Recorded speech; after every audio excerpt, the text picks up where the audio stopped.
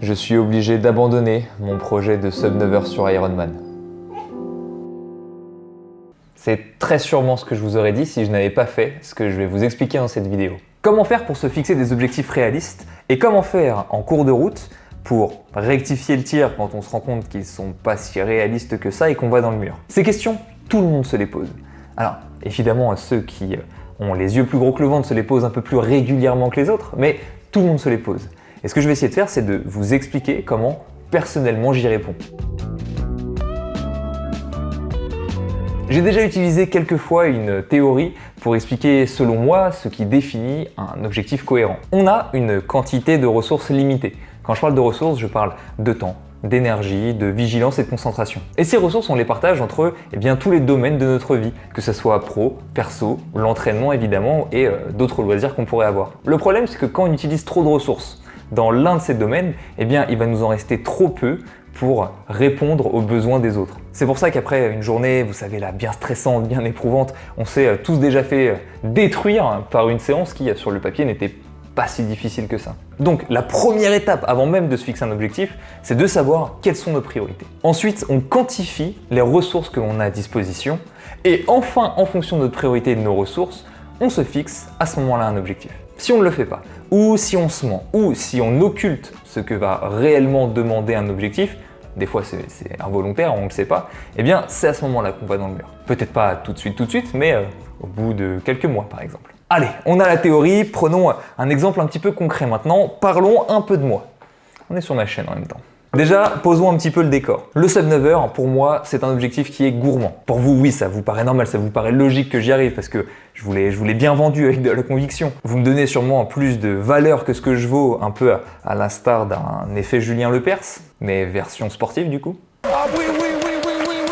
La réalité de cet objectif, c'est que pour être réussi, je n'ai pas d'autre choix pour y parvenir que de m'y investir corps et âme. Soit c'est pour moi une priorité numéro 1, soit ça n'aura jamais lieu. Ça, je le savais dès le départ, c'est le postulat de base et c'est d'ailleurs là le petit enjeu de ce défi. Pour vous donner une idée, quand je parle de priorité numéro 1, ça veut dire que j'avais établi qu'il faudrait que je m'entraîne 2 fois par jour, tous les jours, pour, sur les derniers mois, arriver à une vingtaine d'heures d'entraînement par semaine. D'ailleurs, au passage, je vais vous faire une petite vidéo sur ma semaine d'entraînement parce que dans ce genre de défi, la logistique est importante pour que ça rentre au mieux dans le planning pro et perso. Et parce que, honnêtement, je vous le dis, 20 heures parfaitement organisées, c'est aussi prenant que 10 heures organisées comme un cochon. Bref, le plan était carré, sur le papier, il n'y avait plus qu'à. Le problème, c'est que là où je me suis menti, c'était pas sur ce qu'allait me demander l'entraînement, loin de là.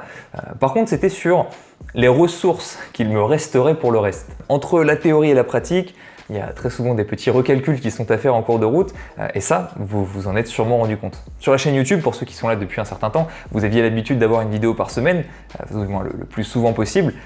Ça, c'est terminé. On faisait des lives 2-3 fois par semaine sur Twitch, on s'amusait, c'est terminé. Le podcast dans la tête d'un triathlète, ça vous l'aimiez bien celui-là, c'est terminé aussi.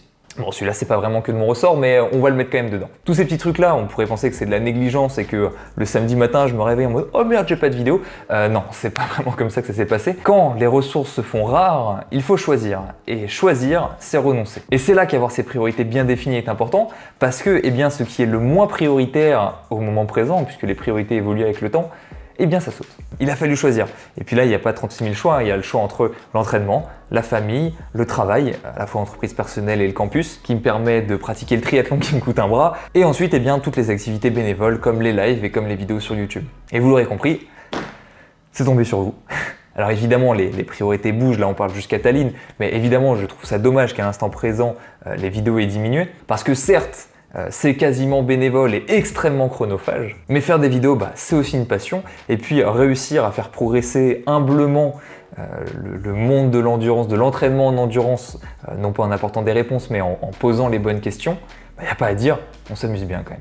Mais du coup, même si quelque part j'aurais pu trouver ça dommage, en ayant fait tout ce travail de priorisation en amont, c'est un choix qui s'est fait un peu naturellement, automatiquement, et qui s'est fait en pleine connaissance de cause et en pleine conscience, sans état d'âme. Et c'est là le message que je veux vous transmettre.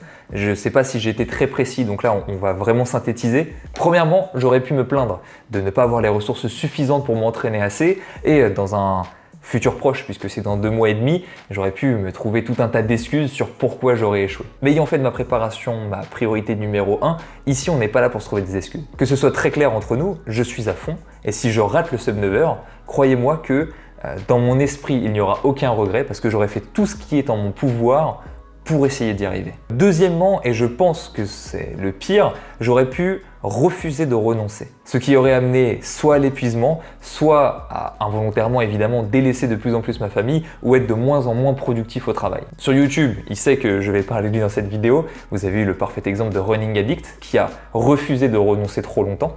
Je vais dans le mur si je continue comme ça. Et vous l'avez vu, quand il a abandonné sa préparation à Ironman, en fait l'abandon de cet objectif n'est rien de plus qu'une repriorisation les priorités de sa vie. Ma priorité cette année, elle n'est pas sportive, elle est professionnelle. Ce n'est rien de plus qu'un renoncement. Et vous l'avez entendu le dire lui-même, ça se fait sans regret à ce moment-là. Bref, pour conclure, j'espère que vous pourrez utiliser cette méthode quand l'énergie vous manquera. Je sais que cette vidéo peut vous paraître un peu étrange et assez éloignée de l'entraînement sportif, mais en réalité, il n'est pas si éloigné que ça. Évidemment, là on a parlé d'un extrême qui était l'épuisement des ressources, mais au vu des gens qui se plaignent de ne pas avoir assez de temps pour l'entraînement, je pense que parler de priorité, soit pour arrêter de se plaindre, soit pour se trouver ce temps-là, c'est pas mal déjà. Ça peut les faire avancer dans leur quête. En fait, cette méthode pour moi, elle va séparer 3 catégories. Elle va séparer les gens réalistes et heureux. Et à chaque fois, ce que je vais dire, ça vaut le coup pour les 2 extrêmes.